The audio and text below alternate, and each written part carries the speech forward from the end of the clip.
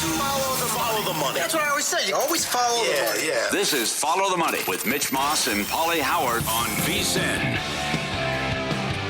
Good to have you on board. Thanks for watching on YouTube TV, listening, Sirius XM channel 158, iHeartRadio, TuneIn Radio, or any of our affiliates across the country. Busy hour coming up. Nigel Seeley in about 15. Best bets in the Prim this week, plus a preview of the Women's Open finale at the Aussie Open. Tony Rizzo in studio, bottom of the hour from ESPN Cleveland, the Cavaliers and the Browns situation going into next year. Right now we go out to the Progressive Guest Line. VSiN host Mike Somich joins the program, and he's also the co-host of a podcast that drops twice a week called Sharp Money with Patrick Maher. Hey, Mike, good afternoon, pal. How are you today? Doing good. Nice to have the week off from football here. I guess we do have the Pro Bowl, but I don't think I'm going to bet the flag football game this week. And then we head out to the Super Bowl. Looking forward to this matchup. Got a pretty big opinion on it, so looking forward to this one kicking off. You really do. Yeah. So you're expecting a Seahawks bloodbath, huh? I am. It's interesting to just look. The Patriots, you got to give them all the credit for getting here, and you can only play who's in front of you. Mm-hmm. So you don't want to take anything away from them. At the same time, this is going to be the first time this New England team has faced a well-rounded football team in the playoffs. You faced the Chargers with a good defense, the Texans with a good defense. You faced the Broncos with a good defense. All of those offenses were limited for one reason or another, be it the offensive line, the quarterback, or what was the weather that was going on. Now you're taking on a Seattle team who has, I'm going to say, the second best defense of that bunch that we already talked about. I think Houston's was better, but I would put the Seattle team in second. But you have an offense that is not hampered in any way, shape, or form. They've got a good running back. They've got a good offensive line. You've got Darnold, who has played well throughout the playoffs, including phenomenal in that Rams game. You've got a clear number one wide receiver. You've got a deep threat in Shaheed. You've got great special teams. I just don't see where the advantage is for the Patriots. The one positive you could say is they should be able to slow down the run game for Seattle. It's a Patriots team that has been very good stopping the run when healthy. Well, they are healthy for this one on the defensive line. So I do think it's a tough day for Kenneth Walker. We've seen his prop drop from 79.5 down to 75.5. I agree with that move, but we haven't seen Darnold's prop adjust accordingly in my mind, because if we are stopping Walker, that means Darnold is going to do more in this game with his arm. I like the Sam Darnold over 229.5 number, and I love the Seahawks in this spot. I was live on Sharp Money with Patrick Maher on Sunday, recording right after those games went final. The 3.5 number popped up. I bet Seattle immediately at the minus 3.5 number, and I'm now shopping for alts. I want to find a way to try and capitalize on the opinion that Seattle is just a significantly better team than this Patriots side. I like Seattle minus 7.5. I played them minus 14.5 plus 350. I think there's a long tail toward a Seattle blowout here, because if you do see the Seahawks get a lead, all of a sudden you've got Drake May having to face a Mike Macdonald defense, which is going to be specifically schemed for him in that offense over the 2 weeks. It's one of the things Macdonald has done exceptionally well throughout the season, is change up his defensive game plan week in and week out. Now he's got 2 weeks to prepare. I think that makes it harder for Drake May to be able to use his legs effectively. I think this front four is consistently going to get pressure against an offensive line that we have seen really struggle for the Patriots over this entire playoff run. And when you add all that together with the Seattle lead, I think you have turnovers that are possible, short fields that are possible for Seattle. I think it's going to make the New England life very, very difficult on the offensive side. I think that gives Seattle the opportunity to win this game by significant margin. That's why I want to play them up as high as minus 14.5 here and try and capture some big plus money on the Seahawks. All right. Darnold overpassing as well. Are you going to be on Darnold MVP? I haven't decided yet. It feels like that's the logical place to go here, right? I mean, if you do think Kenneth Walker is going to get slowed down by this run defense, which I do think happens, and then you look on the other side and you say, okay, Darnold's going to have to throw the football. You have JSN, who is likely to get 33 to 50% of the yards that Darnold throws for. The problem is if Darnold throws for 2 or 3 touchdowns, JSN probably needs 2 touchdowns to be able to win the award, and it really forces it to be one of those 2 guys to be able to jump up and win the MVP. I think Darnold is by far the most likely. I've not bet the MVP market yet. If I bet anybody right now, it would be Darnold. But with his current price, I'm not running to the window to try and get a bet in. All right, very good. The big news, Giannis being shopped. NBA trade deadline 6 days away. We were surprised that they were favored against Washington and lost by double digits yesterday. How about a future that you like involving the Bucks? Take it away. Yeah, this is one of those situations. Anytime you have these big names who are going to be on the move, in my mind, the place that most people go to is say, okay, well, who is he going to be traded to, and how can I get ahead of those odds moves, right? Do I go and do I play Golden State Warriors to win the West or win the NBA? Do I go and play the Knicks to win the East or win the title? I understand why you're trying to go for that, and you're taking a shot, assuming that he is going to get traded and that he goes to the right team. And if you are right, you get a significantly better number than the market. I would rather look at this a different way and just focus on the Bucks specifically here. Right now, we've got Giannis out for another 3 to 5 weeks with a calf injury. Right now, they are sitting at 18 and 30 or 18 and 28 on the season. So they have 36 games left. If this is a situation where you see Giannis not get traded but miss those 3 to 5 weeks with a calf injury, I'd be surprised if he comes back and plays this year for the Bucks. And the reasoning behind that is pretty simple. If they don't move on from him at the trade deadline, they're going to move on from him in the summer. And if they do that, the last thing they want is an Achilles injury. And we've seen calf injuries translate into Achilles injuries in the NBA the last year multiple times. So the last thing you want is him out for a long-term injury. It completely devalues your asset. The other piece of this is the Bucks have the worst pick of themselves and the Pelicans. They are going to be in the tanking business once we get through this trade deadline. And with that 18 and 26 record, they need to win 13 more games out of their final 36. That represents a 36.1 win percentage. They are currently 3 and 13 without Giannis in the lineup when they are trying to win basketball games. When they are now going to try and lose basketball games and Giannis isn't in the lineup, I don't see how in the world they end up winning 36% of the remaining games on their schedule. Right now, you can get under 30.5 wins. That's sitting at minus 102 at FanDuel. You can shop around. There are other under 30.5 wins available as well. I just don't understand how this team is going to be able to win 36% of their remaining games, even if Giannis stays. I do think there's a likelihood he gets traded, but if he stays, I think we're still in a good position here because this is a Bucks team that has to turn to tanking and figure out how to kind of revamp this organization once they get through this season. I would also say this too, like if he does stay and they don't have the right deal done by next Thursday, everything you said is accurate. Plus the added bonus is the 2026 NBA draft is absolutely loaded and they need to lose as many games as possible to guarantee themselves, well, the best chance possible to be like in the top 5. They don't want to take any chances of running him back whatsoever. And you were talking about a possible injury, like an additional injury to the calf or beyond that. They have everything in their fiber is telling them this dude cannot play another game in our jersey, in our uniform. Exactly. I mean, this is a franchise that is now motivated to move on from Giannis and to lose basketball games. And like I said, it's the worst pick of New Orleans and themselves. New Orleans may be the number 1 pick, which means you end up getting your own pick in that case. If that's the situation, you've got to find a way to lose some basketball games because right now you've got 5 teams with 12 losses or 12 wins. You're sitting there with 18 wins. You're 6 games behind being in that number 1 pick. And the most important spot in that lottery is to be 1 through 4. Because then you're guaranteed you're not going to get jumped by too many teams in this situation. To me, this is a spot where if you're the Bucks, you've got to lose as many basketball games as possible. And I think you're starting to come to that realization. And the fact that, again, you have Giannis who's going to be out another 3 to 5 weeks. If this Bucks team is significantly out of the play-in when he is supposed to come back, it makes no sense at all from an organizational perspective to put him back on the floor. And again, they have a .391 win percentage throughout the entire season. They need to go .361 for the rest of the season to get to 31 wins.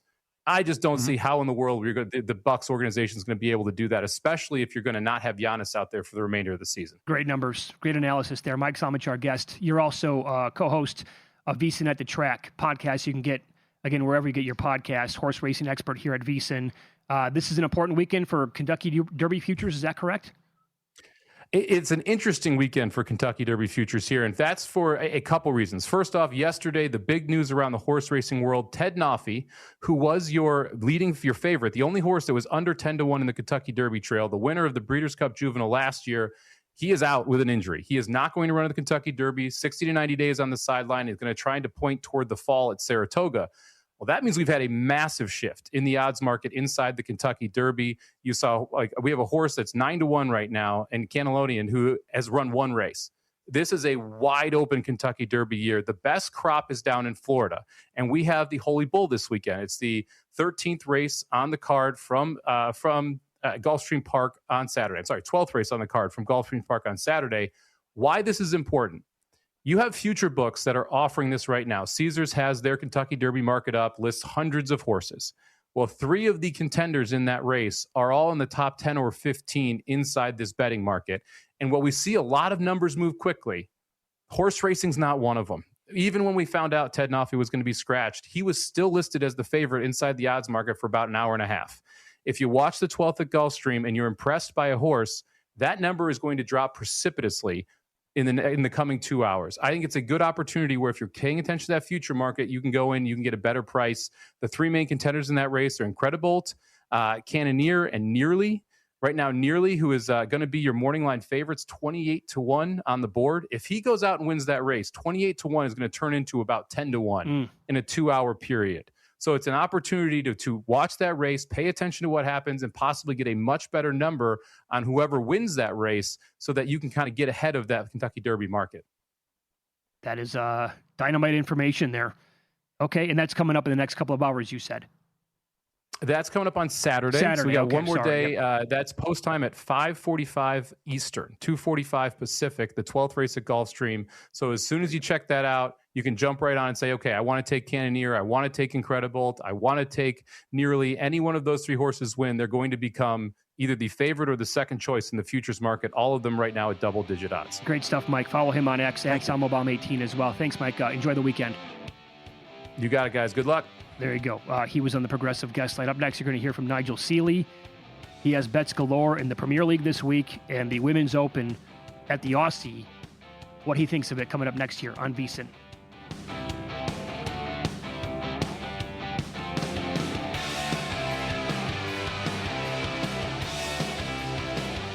So you're listening to this podcast because you want an edge. But what if I told you you're only halfway there? You've got the mindset. Now it's time to get the toolkit to match. Here's the thing. Pro bettors spend thousands on data and tools, but what they don't want you to know is you can get the same edge for a fraction of the cost with VSiN Pro. With VSiN Pro, you get access to expert picks, public betting data, prop projections, powerful tools, analytics, and more. Tap the link in the description and see why thousands of bettors are already using VSiN Pro to cash more bets.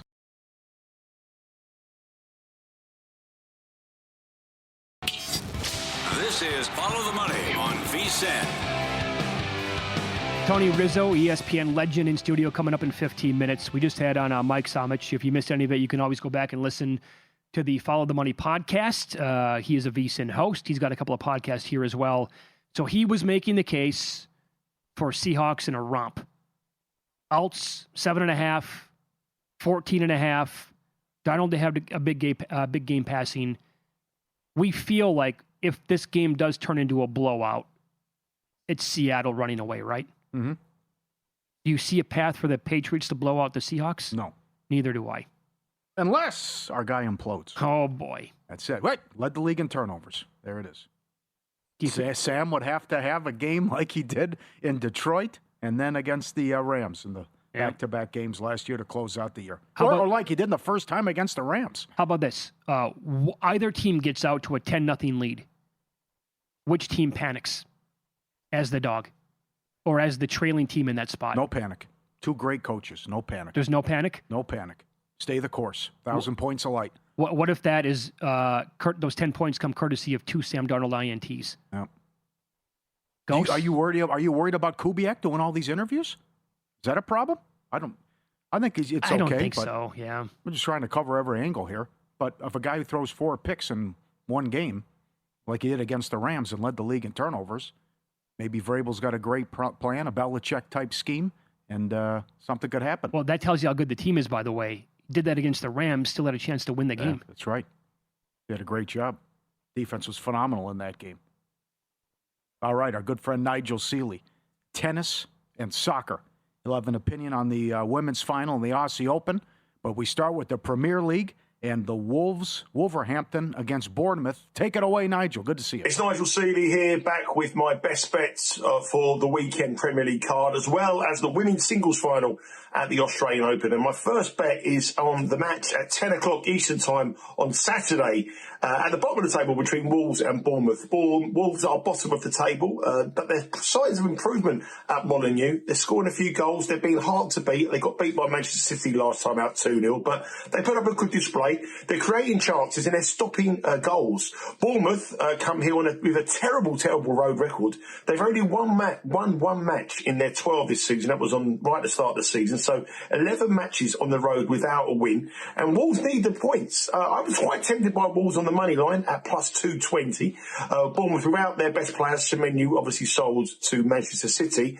But I think Wolves are going to get something here. I quite like Wolves on the Asian handicap plus a quarter of a goal at around about even money. I think that's a decent bet because even if it's a draw, we will win. So as long as Bournemouth don't win this match, we will be collecting. So I'm getting with Wolves at the 10 o'clock Eastern time on Saturday. Move on to Sunday, and again a little bit early here. This is 9 o'clock Eastern time. It's the match between Aston Villa and Brentford. Aston Villa let me down last time they played at home. They got beaten at home by Everton in a really bad performance. But prior to that, they were unbeaten at home in 11 matches, and they won last night in the Europa League emphatically 3-2. They were 2-0 down and come back with a scintillating comeback. They did come at a cost. They lost their striker, Ollie Watkins, who's a doubt for this match against Brentford, his former team. And they are missing a couple of midfield players as well. But I think they've got enough about them to beat a Brentford side who were really poor against Nottingham Forest in their last match, losing 2-0 at home. And they're equally poor in a London derby against Chelsea. I've got a feeling Brentford might be on a downward spiral here. And with Aston Villa's fantastic form and chasing for the title, the top of the Premier League title, and a top four finish, I think odds of plus 106 are far too big for Aston Villa. So Aston Villa for me, 9 o'clock a.m. on Sunday Eastern time. Another match at 9 a.m. Eastern time has caught my attention, and it's Nottingham Forest at home to Crystal Palace. Nottingham Forest also were in Europa League action last night. They had another win and eased through to the playoff stages, and they're up against the Crystal Palace side who are in absolute turmoil. Crystal Palace haven't won in their last 12 matches. Their manager's leaving at the end of the season. Mark Gahey, their captain and best player, has moved to Manchester City. Their main striker, Mateta, is linked with a move to Manchester United, and their best midfielder, Adam Wharton, is suspended for this match. They're a team in absolute turmoil. They have strengthened the team with the signing of Brennan Johnson for 30 million from Tottenham, but I don't think he's going to change much. And they are in talks with Strand Larsen from Wolves to come for £50 million, but I don't think he'll be here in time for this match. I think it's another defeat for Crystal Palace, who are sliding ominously towards the bottom of the Premier League table. And at odds of minus 108, I like Nottingham Forest as well.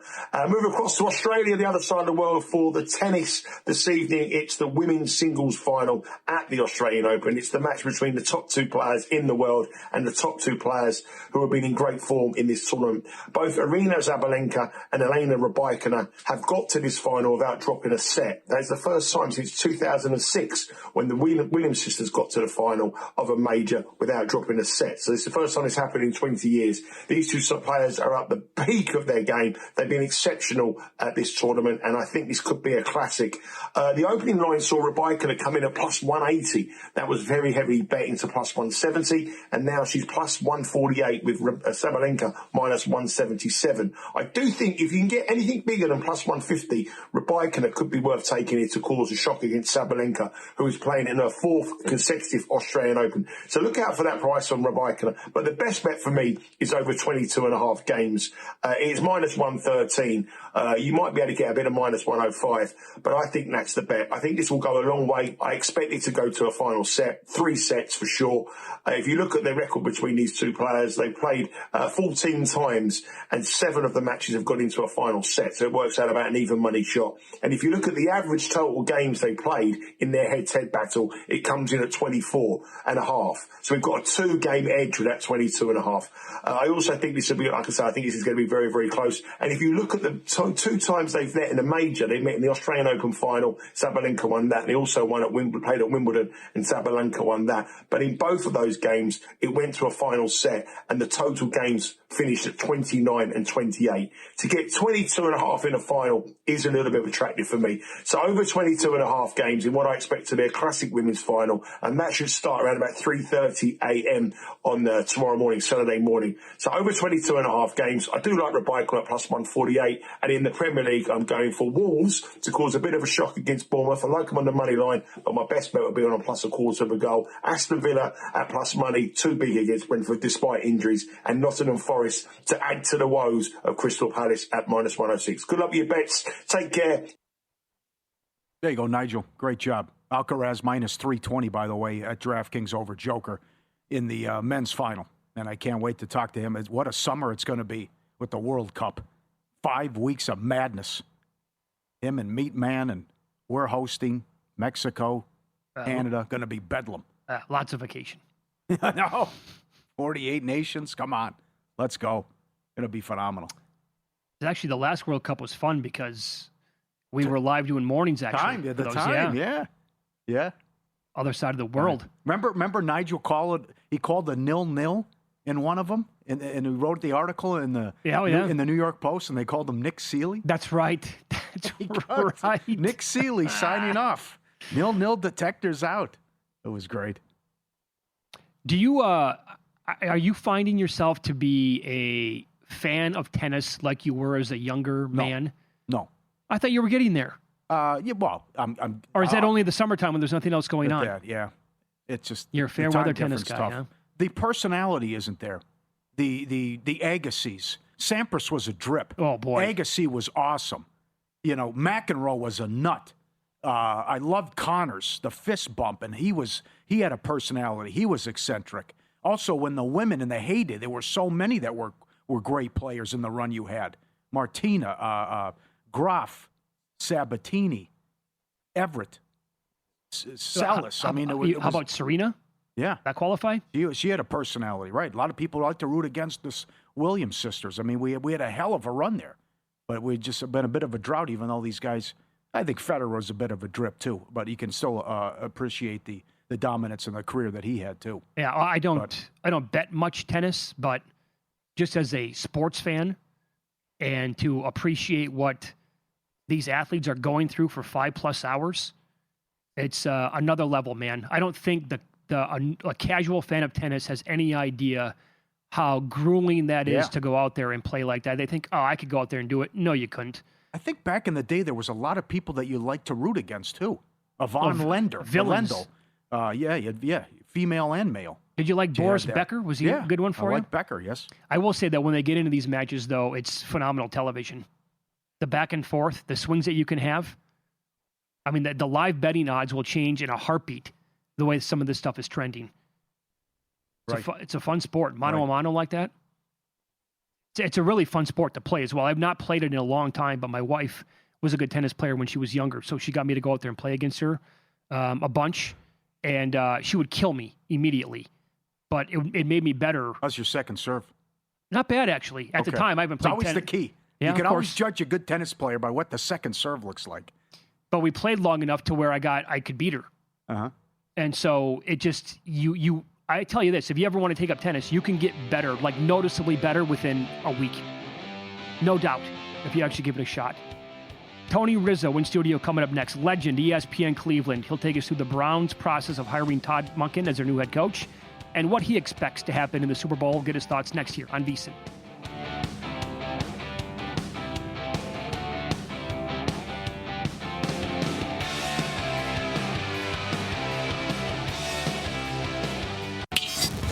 This is Follow the Money on VSiN. Good to have you on board here on a Friday, live in Vegas. Circa Resort Casino is your spot. Mitch Moss, Pauly Howard. This is going to be a very fun 30-minute stretch here as the legend himself, Tony Rizzo, ESPN Cleveland, joins us now in studio, and so much to get into with him. It's good to see you, my man. How are you today? Guys, let me say this and prop this property for Derek and everybody that works here. There's a lot of new places in Las Vegas that don't feel like Las Vegas, okay? I first came out here in 1982 for spring break. That's a true story. There was nothing here but the sands and the dunes and the frontier, and I played it all. I played $5 blackjack at all those places. This place really does a nice job of giving you the Vegas feel with a first-class experience. I love this place. I really do. Well said. So you just basically decided enough of the -10. I have to go somewhere warm? Yeah, so on Monday, my wife's birthday was last weekend, and we really didn't do anything because there was a snowstorm and it was 5 degrees. I said, honey, let's go. Let's go. And she's like, let's go. I left her at the pool, by the way, so she's sunning right now, and I'm glad to be out here, guys. I don't want to rub it in to my crew back at home, but it is beautiful out here. Okay, so Is it official yet with Monken, or do they still have time to change their mind on this? Guys, can I say this, Mitch? You're not going to believe this. You're not, because the process of the Browns hiring a coach was, guys, when Andrew Berry stayed and Kevin Stefanski got fired, that said to me that Jimmy Haslam was going to make this hire. Andrew Berry didn't. Andrew Berry's guy was Shieldhouse. Okay, and for a 7-hour interview and a plane flight to L.A., he tried to convince Jimmy Haslam. Jimmy Haslam's like, 35-year-old kid, passing game coordinator, doesn't know anybody. Give Todd Monken a chance. That's all I'm going to say. I was as shocked as anybody. I did text you, but I was as shocked as anybody. Give Todd a chance. From everybody I talked to in Baltimore, his offense has worked everywhere. And the Browns set out to fix their offense this year. Now, the whole Schwartz thing and how that all went down, I like Jimmy a lot, but if he's not going to stick around, the Browns' job was to fix the offense. There's already stories about, Shador, whether he likes Shador or not. And the quarterback thing is still up in the air. Don't count out Watson. Is there a market for that? We'll find one. Is there a market? To start week one? To start week one. Is it going to happen? Oh, I would put pizza money on it. I'll tell you right now. Shador came in. They said, we wanted to draft you. Great video, guys. You got a great crew here, by the way. But this whole thing came down to Jimmy Haslam's decision, and he went with a guy who he trusts. I know he's old. I'm old. I'm actually older than Todd Monken, but give him a chance, Mitch. Give him a chance. Well, you wanted to get rid of Stefanski, and you wanted to clean house. The offense, first of all, coach is great. I'm going to have me on in Atlanta. They asked me to come on Monday. I have nothing bad to say about Kevin Stefanski. He's a class act and everything. His offense was terrible. He lost his way, and the locker room didn't trust him anymore. Denzel Ward said something, guys, after the season. He said, we just need somebody to keep people accountable on offense. And I don't think Kevin was doing that. Browns had the worst special teams in the world. He wouldn't fire Bubba Ventrone. So he's very loyal to his coaches to a fault. Okay. And I think that Monken is a guy that'll hold people accountable. I do. And he got glowing reviews from Harbaugh and others who he's worked for, Kirby Smart. Give him a chance. Guys, I think hiring a coach could be harder than finding a quarterback in the National Football League. Yeah. So you run it back with Watson and Sanders? I'm telling you, Watson's in play. He's got a clear head. Okay, he had so much going on when he left. You see anything? In Houston. Yeah. And I don't know if he can return to form. He led the league in passing one year. I doubt that's going to happen again. No. But let's see. There's going to be competition, and I think it'll be between Sanders and Watson. And if Watson is healthy, coming off 2 surgeries, if he's healthy, I'd give him a chance. Okay, so I'm looking right now. Kelce has it up. Cleveland Browns week 1 starter next year. Yep. Shador Sanders is 53%. Deshaun Watson is 28%. Basically, $100 on Watson would get you back more than $250. Okay. Don't forget, though, the Browns want to see Shador. Okay? And the veteran backup is already under contract. So they have nothing to lose with Watson. But if they're really going to have a competition, and I believe Coach Monken is going to be fair about this and not just pick the young guy because they want to see him, I think Watson has a real shot to beat out Shador. And I love Shador. I loved him coming out of college. It was me and Mel Kiper against the world. I loved him. I still love him. They ruined him. They couldn't. Oh, what a year for that kid. Like, you went to an organization who didn't believe in you. That's another reason why Stefanski's gone. Were the fans mad when they won the last couple games and blew the draft pick? No. Pauly, we can't get draft picks. I should say that. Browns had a good draft last year. Yeah. We can't worry about 1, 2. I think Mendoza's the only sure lock in this whole draft. And the kid from Oregon's going back to school. So okay. So you mentioned it earlier. Where are we at with Schwartz? Any chance he comes back? I don't think so. I think Jim is. I think Jim's going to draw a line in the sand. I think he saw his last chance to be a head coach, and it got taken away from him. So we'll see. There's a lot of good jobs out there, guys. San Francisco, Buffalo. Yeah. What'd you think of McCarthy to the Steelers? Good luck, Big Mike. I like Mike. I like Mike McCarthy. He's a great guy. I heard a story. I guess when he went to interview for the Titans, somebody in Tennessee goes, he just told stories for like 3 hours to everybody. He's a great guy. He's a Pittsburgh native. Now, we're arch rivals, a Browns fan with the Steelers, but we'll see how that goes. What do you guys? I already heard. I listen to you guys every day. I know what you think about Mike McCarthy. I can't believe it. Give Monken a chance, Mitch. No. Give him a chance. Do I have to? No, you don't. I don't? No, you don't. What is the team missing overall? You got to find your quarterback. Yeah. So quarterback for sure. Other than quarterback, what else do they need? On offense, they need a wide receiver really bad, and they need about 4 offensive linemen. I was going to say the offensive line. 4. Yeah. So I would guess if you're going to bet first pick at number 6, a tackle wide receiver would be the only 2 choices. If Tate is there from Ohio State, I think he's the choice. But I don't know. Fano, is he a right tackle? Is he a guard? The Browns need a left tackle. They can't count on DeJuan Jones, who's been injured the last 3 seasons. All right, Mitch was asking earlier. So I think you have a strong opinion here. You like the dog. Why do you like the Patriots? Oh, I like the Patriots. Well, first of all, Mike Vrabel went to Walsh Jesuit High School, and I covered him in high school. All right. Okay, how about that story? That's incredible. Because I was a sports anchor in town. Yeah? I think they have a shot. I think, number 1, Drake May has not played well because of the weather. I think if you get a fast track in Palo Alto, he'll force the ball down the field. That'll be a different-looking offense than you've seen. But I think more than anything, I think their defense is underrated. I do. He challenged them when they played the Texans. He said, you guys have heard all about the Texans' defense and how great they are. They came out and played like their hair was on fire, and they did it again the next week. I expect them to play that way. I guess there's a I heard Sal Pell talk about the linebackers coach. They have good coaches on that side of the ball. Yeah. So you're thinking, forget the points, taking money line? What are you going to do here? I might. I think it'll be a close game. Seattle's very good. Here's the question. Sam Darnold has not gone Sam Darnold. I shouldn't say that. The kid's played phenomenal last year. By the way, GM got fired in Minnesota, right? I know. Yes. Yeah, well, because you went with, okay. Good call. If Sam Darnold's got to play a good game. Okay, so we'll see if that happens. Okay, what do you have on Belichick? All right. Let me say this. First of all, I love Bill. I was at his first press conference, Mitch, in 1990 when Art Modell introduced him to Cleveland. Okay? I go that far back. Why did he get rid of him? Who? Why did Modell get rid of Belichick? He went to the playoffs. How about this? He fired him on the phone. Yeah? Art Modell fired Bill Belichick and Paul Brown. That's why he's not in the Hall of Fame. He went with Ted Marchibroda because he thought he would be a draw to the Baltimore people. Silly story. Long story short, wow.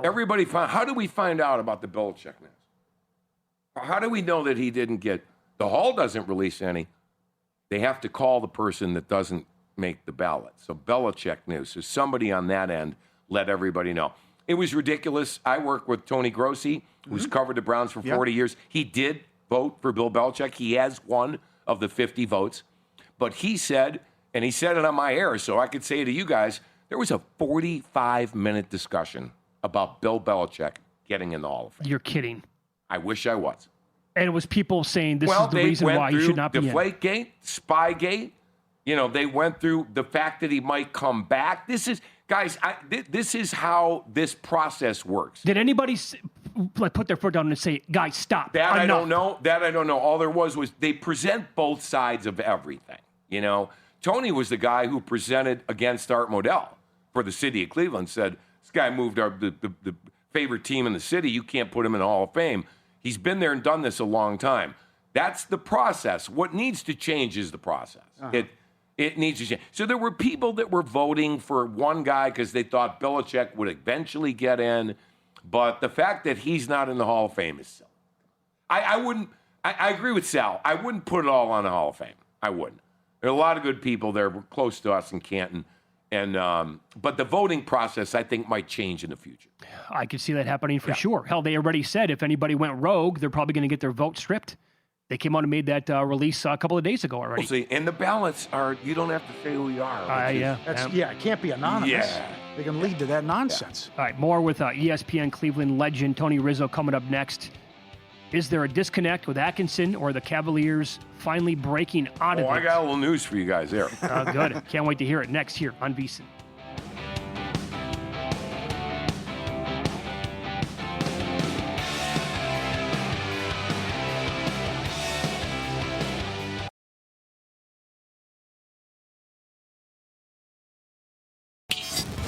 This is Follow the Money on VSiN. We continue now, Tony Rizzo, ESPN Cleveland. I'm supposed to ask you, what's up with Babushka Lady? We have a lady that walks by. We're on the boardwalk. We have beautiful studios like you guys. Beautiful studios. There's a lady that walks by every morning. I assume she's going to work. She's got a bag, a long coat, and boots. She wears a babushka. So now that people are taking bets over under 805 every month. We like to bet in Cleveland. We like to bet. Yeah, in Cleveland. Well, remember when we met you at the Super Bowl? You guys were you have high school football. Pauly, I don't know anything about that. I don't know what you're talking about. And it was Goldhammer. Like, why are the ratings so high on Friday nights? Because you give it everyone's betting the high scores. School. We do a football. We do like a red zone on Friday night for high school. It's one of the most popular things we do. Yeah. What would you tell about Youngstown and Steubenville? Well, there's a lot of big gamblers there. A lot of people. I'm sure a lot of people out here know people from Steubenville and Youngstown. Yeah, that's right. Yeah. By the way, when was without saying too much here, when was the first time that you found out that like betting on high school games might have actually been a thing? How long ago?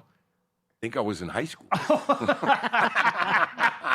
I think I was playing, man. I played D1, Cleveland, Region 1 D1. So, yeah. Okay. Had a ball. I know I'm sitting next to one of the greatest goalies of all time right here, right from Minnesota. Yeah, right, for about a year. Yeah, that's phenomenal. That's great. You got a Wayne Newton story? All right, quickly. Wayne's wife, her sister worked at Channel 8, Fox 8 in Cleveland. I was the sports anchor there. We did a lot of work together, won a lot of awards. Great girl. She passed away. God rest her soul. So, she's like, my sister's married to Wayne Newton. We're like, okay, so we go to Vegas.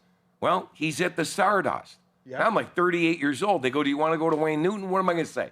No, disrespect Wayne Newton. I don't want to go to see Wayne Newton.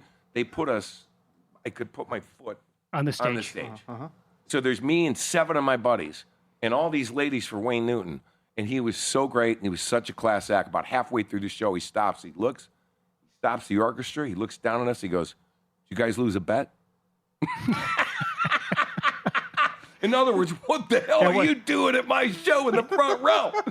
We went back and met him. He could not have been nicer. He had that ranch with the horses and all that. Yeah. He class act Wayne Newton. Love that You'll be guy. driving down the street here in Las Vegas and say, "What is that? How come that play?" And that's where Wayne Newton lived. Yeah. Yeah. Okay. Is it time to bet the Cavaliers to win the East? No, I heard Dustin Sweetelson making the argument overnight. It's 6-1. I would put some money on that. The Cavs, I think, I know they're in talks with the Lakers. It's been reported in Cleveland about DeAndre Hunter, about a deal for DeAndre Hunter. Sending Hunter to the Lakers, I guess the Cavs would get like Hachimura or something. Hachimura's contract's up. The Cavs need to get out of the second apron. Guys, the thing is, what's puzzling to us is right now the Cavs, without Mobley and without Garland, are playing better than they've played really all season long. Donovan Mitchell is a god. I can't believe he's not starting the All-Star game. That's a joke. He's one of the best players we've ever seen. Second best player to LeBron ever. Has to be. Has to be. Oh, yeah. But the Cavs have not played their best this year, Mitch. So I guess, if you wanted to take a flyer on that, that's the way I'd put it. Because, look at the top, the teams ahead of them. And I think the Eastern Conference will be a lot of fun because these teams are pretty close. Yeah. But they can't beat the Knicks, Celtics, Pistons? Yeah, they can. Of course they can. Yeah, they can. Let's see what happens with Giannis now. Guys, don't forget. Jimmy Haslam, owner of the Browns, one of the governors for the Milwaukee Bucks. Yeah. And he was the governor in charge last year. They're going to get something for him. I don't know how well they're going to do, but he's going to go somewhere. Okay. And he's a chip. Whether he plays this year or not is the question. Wait, hold on. Do you think he goes somewhere by next Thursday? Let's just see. They've had a lot of offers, is what I heard. Milwaukee's gotten a lot of offers. Yep. Yeah. Well, this is the other fascinating part of this is you have to do right by the player angle. Yeah. Like this new NBA, because what he did for the organization. Well, he's got a new home, Pauly. Yeah, he's trying to find a new home. Who says that? Who says that? That's going to be copied in the future from every other player. I need to find a new home. I know. He doesn't want to say it. I don't want you guys to find a new home because I love where you're at. I listen every day. Well, okay, so you had this earlier, though. So what was the problem early in the season? They've already had more losses than did all of last year. Atkinson was so good. You said there was a disconnect. There was something going on. Yeah. Have they straightened that out? What was the problem? Because, it's also hard for you to come on there and sell it to the fan base. Yeah. Well, the luck factor and the shots aren't falling and some of the analytics. But they're still finding their way. their big thing was the last 2 years they got knocked out in the second round. They're a better team than that. Yeah. So they went to this regular season, we don't care if we're the number one seed. Remember last year they couldn't lose? Mm-hmm. They were the number one seed. They wound up right where they were the year before, out of the playoffs in the second round. So I think that kind of crept into their head a little bit that they don't care about the regular season. They certainly look like they're playing with it. I think Atkinson is, what did Paul Newman say in Slapshot when the Hansons go, hey, we're ready to play, coach? He goes, yeah, I'm working through some things right now. I think Kenny's working through some lineups and some role playing, and I think they'll get it down. I'm bullish on the Cavs at the end of the year if they're healthy. We'll see. Top 5 sports movie. Hell of a reference. They're putting the foil on. Great job with Slapshot. They brought their friggin' toys. Their toys. I know. But by the way, there is a market up again. LeBron James' next team. Yeah. A lot of talk about Cleveland. Yeah. What does it say?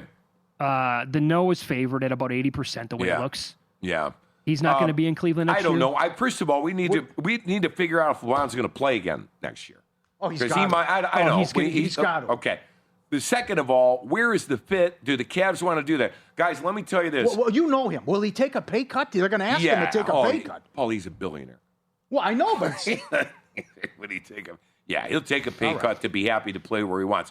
The thing with LeBron is, and again, this is probably going to be his last year. Where does he feel most comfortable, or where does he feel like he has the best chance to win? LeBron won a title with 3 different teams. That's pretty impressive. Cleveland, Miami, and the Lakers. So let's see if he does that. I know that the video thing got him all choked up. He's still a kid from Akron, man. At the end of the day, he really is. And I know he's all up in L.A., and he's got a production company, but we still love him. I respect him very much. I'd like to see him come back to the Cavs, but I think it's a long shot. Well, okay, so he is going to play at least one more year, though. There's no way LeBron James calls it quits without a retirement tour. Well, he puts in a lot of work. LeBron works out 3 times a day, man, at his age to keep up with what he's doing. At some point, I'm not saying he's going to get old and fat and have a gut, but at some point, you got to ask yourself, you're going to put that work in all season long. And this year, he's taking a lot of time off. He can't play 82 games anymore. Yeah, there was that story that came out early in his career. Didn't he spend like 6 figures on his body every single year? To keep himself. Oh, yeah, he did. But he knew it would pay off for him. Sure. And guys, the longevity. Same thing as Brady. People don't appreciate the longevity. That's something to be appreciated. Brady, LeBron, to do it for that long, that's harder than. There's a lot more work that goes into that than people know. Pauly said the other day, you can make an argument second best player of all time. What do you think about that? LeBron? Yeah. Oh, yeah. I don't care where you put him. Jordan would be first? Yes. Yeah. I could agree with that, but I'll just say, man, LeBron had skills that LeBron was more athletic than Michael was, and he worked at it. It would have been great to see him go at it, at the same time. Yep. That's a shame we won't be able ever to see that. But how about Justin Rose, 17 under? Okay, so I told you guys, all right, Indy Jeff gave me all this. Who was I on? Jason Day was throwing clubs over here a half hour ago. How is he 18? 17 under? 17, How old is he? Yeah. Oh, he's got to be mid-40s. Got to be 44, 45. He's getting better. Yeah. He almost won the Masters last year. I know. Yeah, I know. A hell of a player, and he's overlooked in all the markets. Like, it seems like every weekend we overlook Justin Rose. When you're gambling this weekend, non-sports, what's your game? I'm a craps degenerate. Oh, you love craps. In fact, they now have got the crapless craps, which is terrible because it's 2 and the 12, and I throw 2s and 12s. And we did really well a couple months for the Browns game. When it came out for the Browns game, we had a great time. The craps. I went, tell Derek, I already cashed. I was at the cage. Nobody knows that term, by the way, kids. That's an old school. It's the cashier. Yeah. I went to the cage. I put a hundy in, and I took a $400 ticket, video poker. Oh, very I love nice. this place. Do you play the bubble poker? Or the bubble craps? No, God, okay. no. That's like playing the horses, Mitch. Wait, you want to play the horses on the video screen? Come on, guys. Come on. I love the YouTube show when you curse. Oh, well, I'm allowed to. And Pauly, it's so weird because then an hour later I got to go on terrestrial radio and I can't do it. I know, you're going from F-bombs to, absolutely. And the kids, they love it when I drop an F-bomb or an S-bomb. They think it's hysterical. It is. It's childish, but yeah. Football meets flavor with VSiN and Omaha Steaks, official sponsor of tailgating. Spend $129, 2 pounds of fully cooked wings, plus 50% off site-wide. omahasteaks.com/VSiN delivered right to your door. Tremendous selection. Look at the menu. Use what you want and what you fit. Minimum purchase required. omahasteaks.com/VSiN. Spend $129, 2 pounds of wings, 50% off site-wide. Steaks and more. omahasteaks.com. He's on X at the Real T Rizzo, ESPN Cleveland. Thanks, my man. That was awesome. Tonight's NBA card up next, and I will present a potential bad beat of the year in any sport.